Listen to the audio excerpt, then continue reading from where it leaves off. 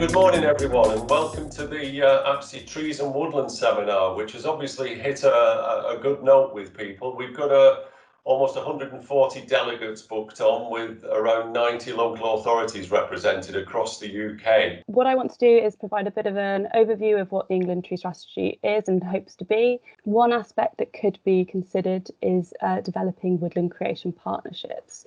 So these will play a pivotal role in engaging local communities. This will help plant more trees, shape landscape and enhance local environments for future and local and the local authorities will be pivotal to these partnerships in developing and drawing these people together.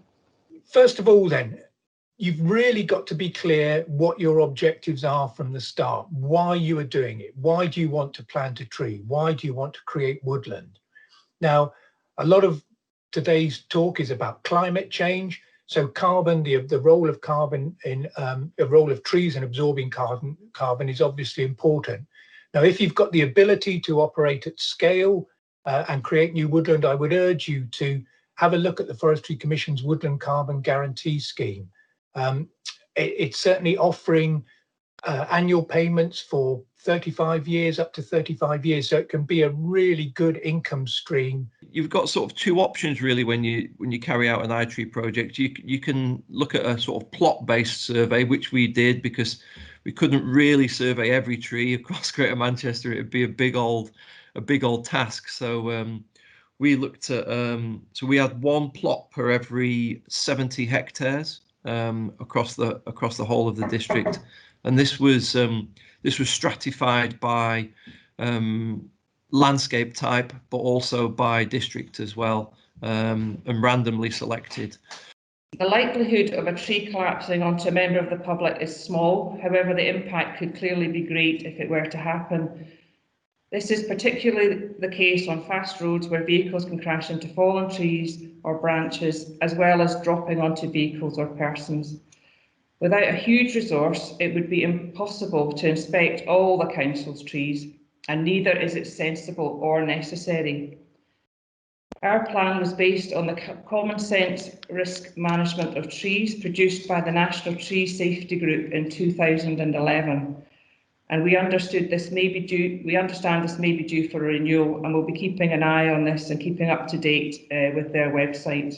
Now, because of the innovation and the way things are going with the carbon neutral programme, there's a lot of cities that are going to ban the internal combustion engine. So we saw again a machine when we were on our travels in Europe that was battery operated, and it's called the Alltrek. Its name is an electric tool carrier. Now, one of the things that interested us in this tool was the fact that it will do a full day's work on one charge. There's a lot of them profess that that's what will happen, and in fact it doesn't quite. So during a normal course of events, when we've been demonstrating this in and around the country over the last 6 months, we've had considerably more work out of it. We reckon that it's going to have about 3,000 recharges. So if you take that as a local authority or Royal Park or wherever, that's going to last you about 10 years, and it takes about £4.50 to recharge it. So the benefits to local authorities, well, I've tried to list here, and by no means is this list exhaustive, but I've tried to list here a good foundation for considering the wide range of priorities that local authorities are facing. Plans, strategies, policies, ranging from tree and woodland strategies, climate change, flood management, healthy schools and eco schools programmes, and also local authorities, tree ownership responsibilities and parish and town councils.